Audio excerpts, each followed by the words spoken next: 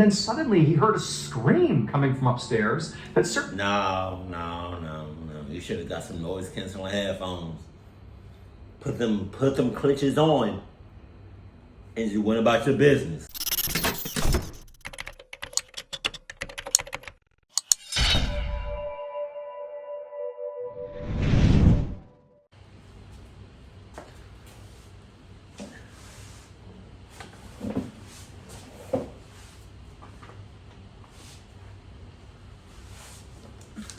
Hey, there's this receipt where I can't do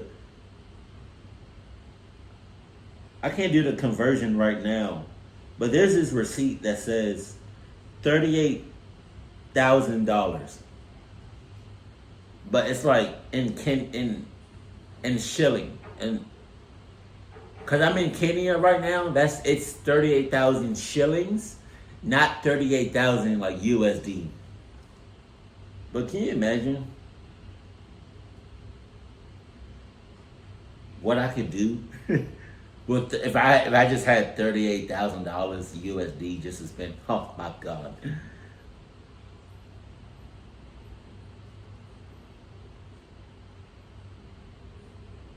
All right, I definitely got distracted. Okay, here we go. Sup, dope. Today, we're going to cover 3 strange but true stories. Fair warning, the top story today is absolutely repulsive, so if that's not your thing, you've been warned. But before we get into today's stories, if you're a fan of the strange, dark, and mysterious delivered in story format, then you come to the right place because that's all we do, and we upload once a week. So if that's of interest to you, wait until the like button is left for their summer vacation, and while they're gone, completely decorate the interior and exterior of their house for Christmas. Also, please subscribe to our channel and turn on all notifications so you don't miss any of our weekly uploads. Okay, let's get into today's stories. Hey, no, dice roll.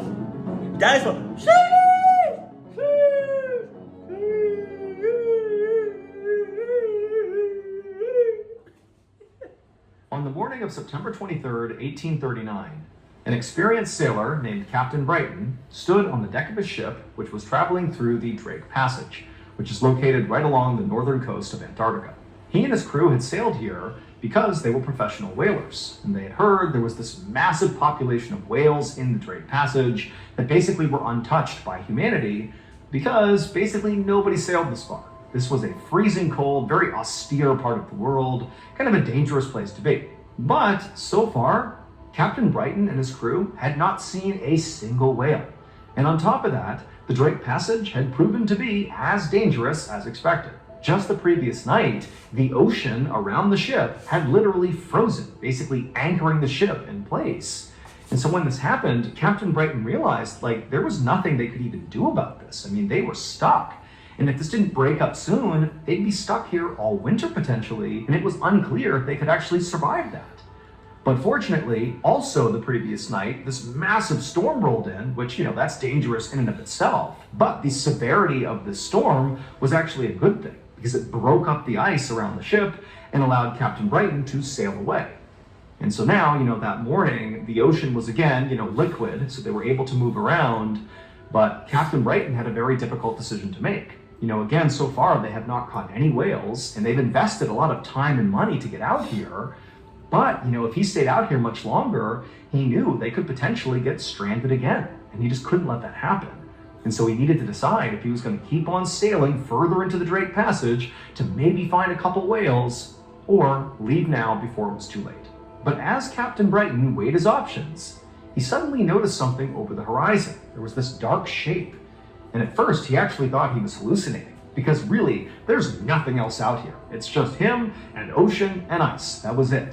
But as he continued to stare in the direction of this dark object, which was actually getting closer to him, he realized it was a real thing, and in fact, it was another ship, which was really surprising, because again, nobody really comes out here. Exactly. So, proceed with caution. And so his instincts were, okay, this has got to be a rival whale ship. I mean, that's the only other people who would come out here. But as he continued to stare at the ship, as it got closer, he realized it was not a whale ship. It was actually a schooner, which is a ship designed for traveling. But as Captain Brighton stared at the schooner that was getting closer and closer, he saw it was in pretty rough shape. I mean, the hull and the sails were very tattered. I mean, there was something off about the ship. But Captain Brighton was thinking, hey, I know you can get trapped in the ice out here. It happened to them the night before. Maybe this crew has gotten trapped in the ice. They've been stuck out here for who knows how long. Oh, tough. Tough. I don't know what to tell you. Sorry, boo-boo. That's on me. It's already bad enough I'm out here. I'm in a cluck-ass situation right now. I'm not. These whales were untouched by humans. This is not where we're supposed to be at. So this is cluckness. What we doing right now. They could be in pretty rough shape. And Captain Brighton knew they actually did have, at least at that moment, quite a bit of supplies, at least some to spare. Okay. And so he called out to his men to ready a dinghy and get some supplies because they were going to go over to this schooner and basically offer up some extra supplies. Man. And also check in on them and make sure they were okay. Man. And so once the supplies were packaged up and put on the dinghy, Captain Brighton, along with 4 other men, hopped in the dinghy and they began paddling over to the schooner. And as they got closer, the waves were pretty bad, and so they're kind of jostling around, and, the ship itself, the schooner, is also moving, and so that's moving up and down. But, periodically, as they got closer, they'd be able to look into the portholes, which are like windows on the side of the schooner, and Captain Brighton could clearly see there were people inside of the schooner. He called out a few times, but it was windy and sort of loud, and he couldn't really tell if any of them heard him or if anybody called back. And so eventually, Captain Brighton and his crew, they got to the side of the schooner and they just climbed up the ladder and boarded the ship. And once they were on the ship, once they were on the deck of the schooner, they're looking around and everything was in working order, albeit sort of tattered and in rough shape. But the weird thing is nobody was out on deck. They had seen people in the portholes, which was inside the ship, but there was nobody above deck.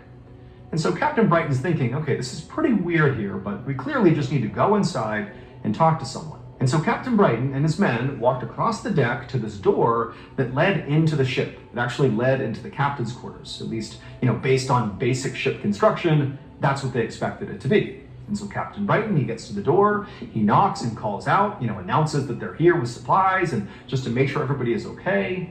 But there's no answer. All they can hear is the slapping of the water against the ship. There's no voices, there's nothing. It's silent on the ship.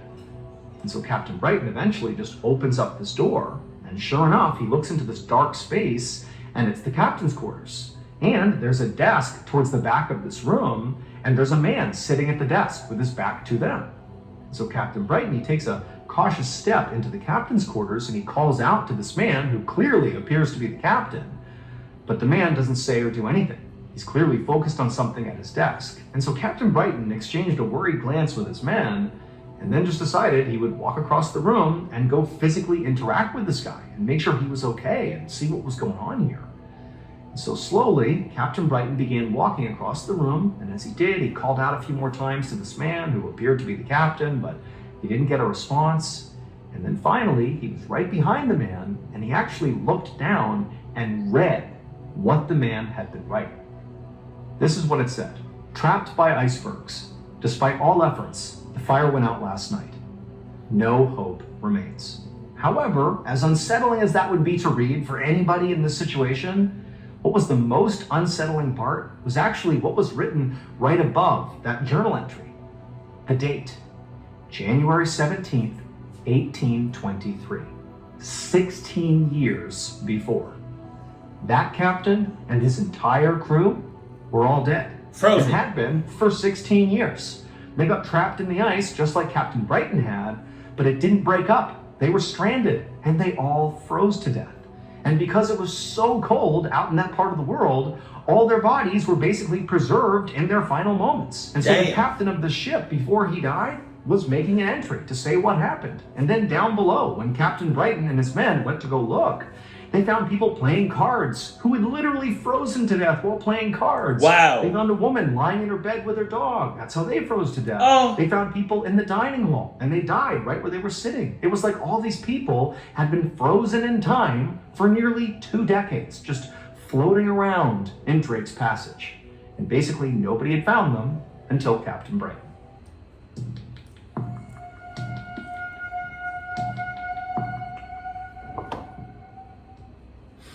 On the night of May 20th, 1958, a young man named Ram Thapa walked towards the entrance of an abandoned airport in eastern India. He was trailing behind 3 other men. They were his boss, another employee of his boss, and then a friend of his boss. It was pitch black outside, and so all 4 men had flashlights. But Ram also had something else. He had a huge knife. What? So the reason they were there is Ram's boss was considering buying this airport. However, there were these rumors floating around that this airport was now haunted ever since being abandoned. In fact, people said, the old hangars and rusted out buildings were infested with ghosts. Now, I just realized something. In the first story, did they ever see the whales?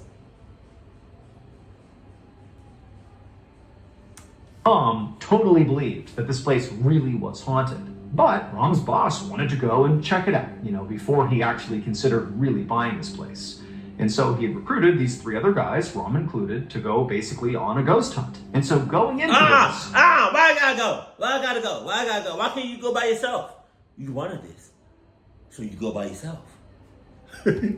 Ram's boss and the 2 other men, they're sort of like, okay, this is intriguing. It's kind of funny that we're going on this ghost hunt. But Ram, he was terrified. He did not like the idea of going into this airport, especially at night. I mean, he fully believed there were ghosts out here. I mean, he had brought the knife along to protect himself from ghosts. But his boss was basically telling him... That was stupid. That was stupid. What the hell is a knife gonna do to a ghost fight? What the hell? The only reason I would think you would bring a knife... First of all, you don't even want to go. So, I don't know why you went in the first place. I'm not going. But that's whatever. But you bringing only reason I can think of that you bringing a knife to a ghost fight is if one of your physical peoples that you're with gets possessed and you gotta pluck them up. That's all. Because what the hell are you gonna do to a ghost? Like a ghost? Nah. That he had to go, and so Ram was there. And so Ram's boss reached the gate, he unlocked it, and pushed it open. And as it slowly swung open, it made this horrible creaking sound, and for the first time, all 4 men are getting an unobstructed view into the actual property. And it's totally, again, pitch black, and they're shining their lights inside, and all they see are just these old hangars and different big buildings and broken down planes, but there's no movement. It's totally dark and it's quiet. And so Ram's boss and the other 2 men, they're walking along, and Ram's in the back, and he's so uneasy, he feels practically sick to his stomach. I mean, everywhere he looked, he would think that he saw a shadow, a ghost staring back at him, but he would shine the light and, nothing would be there. And so this whole time they're walking, he's totally on edge. And eventually they reached the actual runway. And when they got there, instead of shining their lights kind of straight out in front of them, because there was basically nothing out ahead of them, it was just, where planes go to take off and to land, they began shining their lights predominantly off to the side, where there was this huge hangar, and they were all shining their lights in the different windows to see if, anybody was inside of there. And so they're all kind of focused off to the side, and Ron the whole time is totally terrified here. And as, his boss and his friends are kind of shining their lights over here, Ram takes his flashlight and he aims it straight out in front of them. And he sees maybe a couple 100 meters away, just off to the side of the runway, is what appears to be this floating orb. And immediately he keeps his light trained on this orb, and he signals to his boss and the others like, hey, look at this. Thank God he didn't move the flashlight. He didn't take his eyes off the shits. I love when y'all do that. In a clubbed up situation, stop running away. Stop taking your eyes off of it and come back and expecting, and then like the person or thing is gone.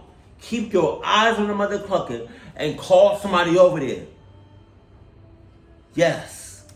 And they all turn and they're kind of like, joking around, and they shine their light and they also see it. They see this floating orb. It made no sense. They noticed that there was not just this orb of light, but there was something below the orb of light, like on the ground. Something was moving, this grayish figure, or multiple figures were kind of like moving around right beneath this orb. But before any of them could say or do anything or react really in any way to whatever it was they were looking at, the dark figures right below the orb, as they're being illuminated by all their flashlights, it was like all of a sudden, whatever they were, they turned, and all these eyes glinted and looked directly back at Rom and his colleagues. Damn. And it was like something inside of Rom just clicked.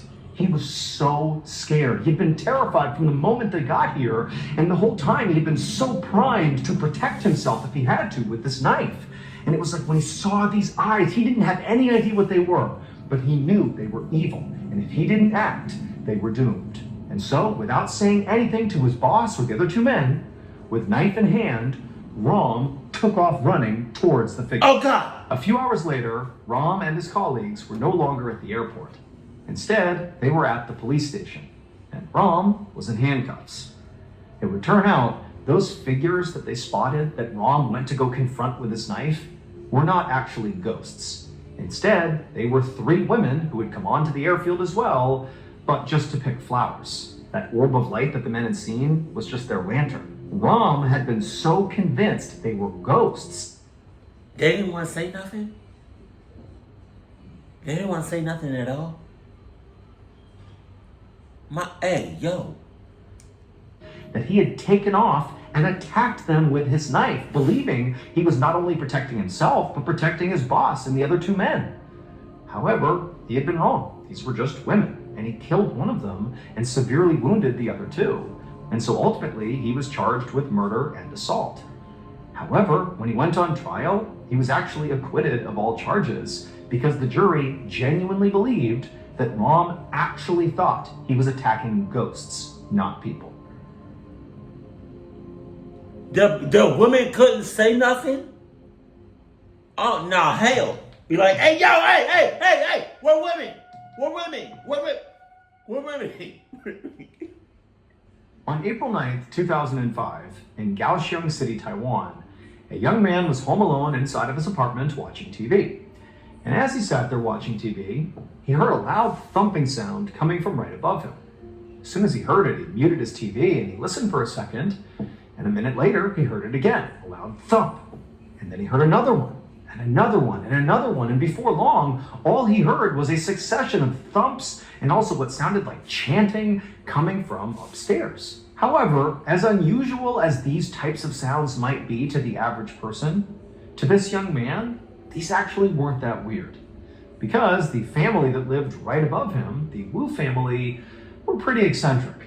They were very religious people who often did these ceremonial dances and rituals at all hours. And a lot of times they involved stomping around and chanting really loudly. And as annoying as that could be, this young man never complained.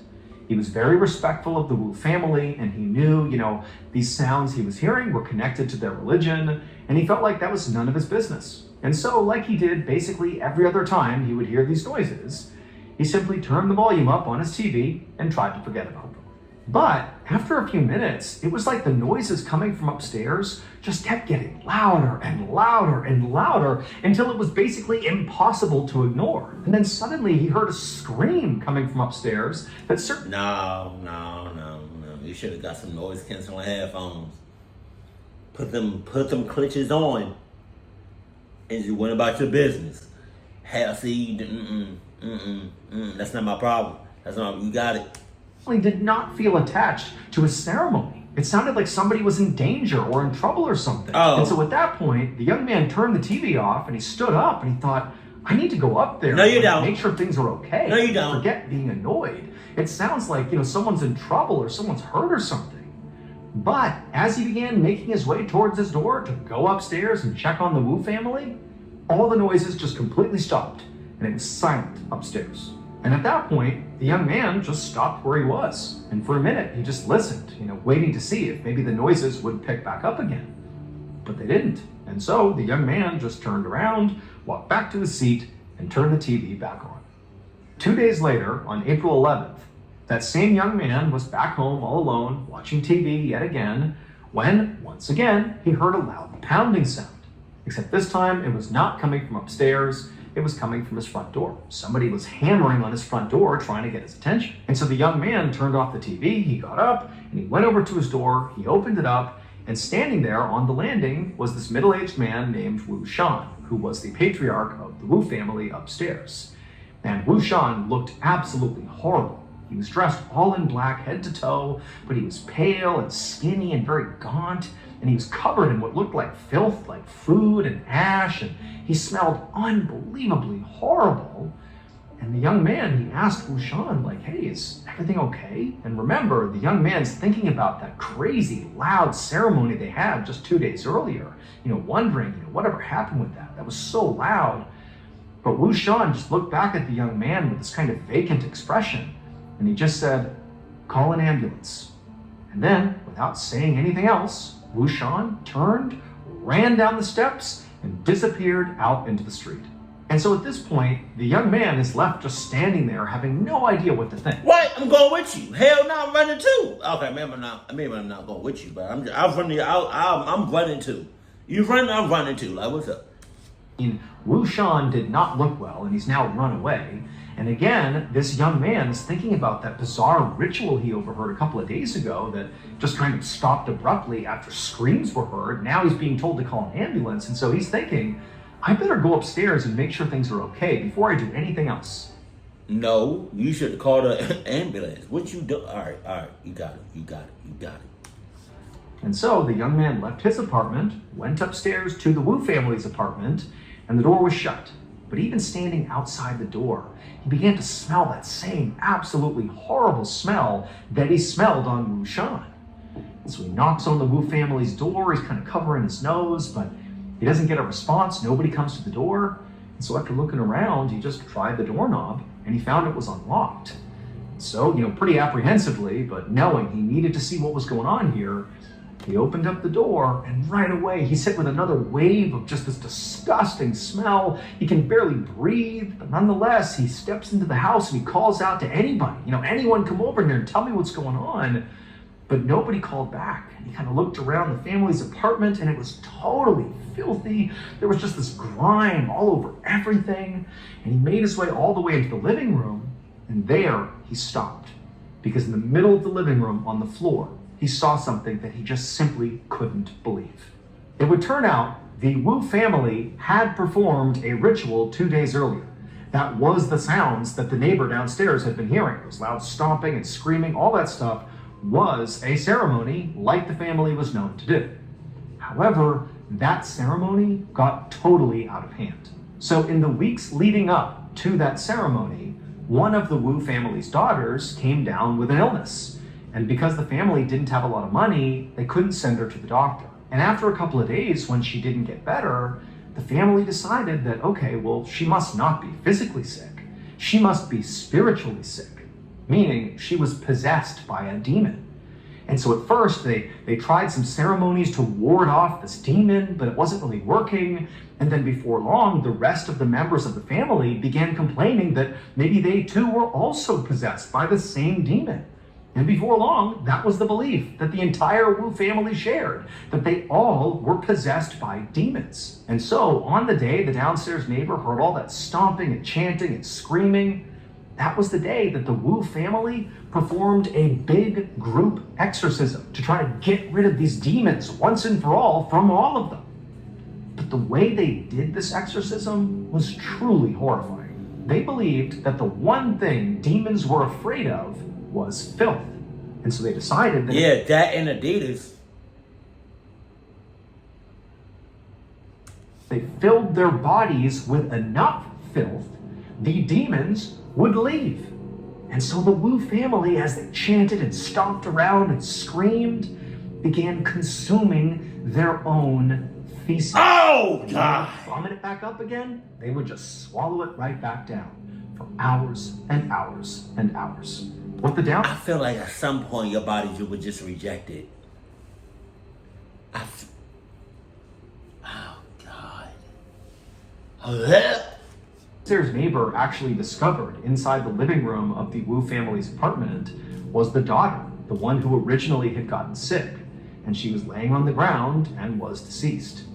And And during the autopsy, they would discover that her airway was totally blocked by feces and vomit. By the time the downstairs neighbor made this discovery, the entire Wu family had fled the apartment. Wu Shan had disappeared after saying calling an ambulance, and the rest of the family too had kind of run off. But the police would ultimately track down all the remaining Wu family members, and they would all be arrested. However, a court ultimately decided that the Wu family was suffering from something known as mass hysteria, and as a result of that, they could not be held legally accountable for what they did. And so, they were all acquitted. Damn. Jesus. Question. So they ate their own shit. But they couldn't wash it down with nothing? No water, soda, juice, tea, nothing, just straight shit. That's God. I can see why, they vomited. They couldn't hold their nose and then do it and then eat it. Cause sometimes, you can eat some nasty stuff just by holding your nose closed. They couldn't do that either? Oh God, I would have threw up. Oh man. I'm surprised the smell didn't seep through the flooring or the walls. Damn. Keep it cool, keep it classy, and I love you. Stay happy. My family.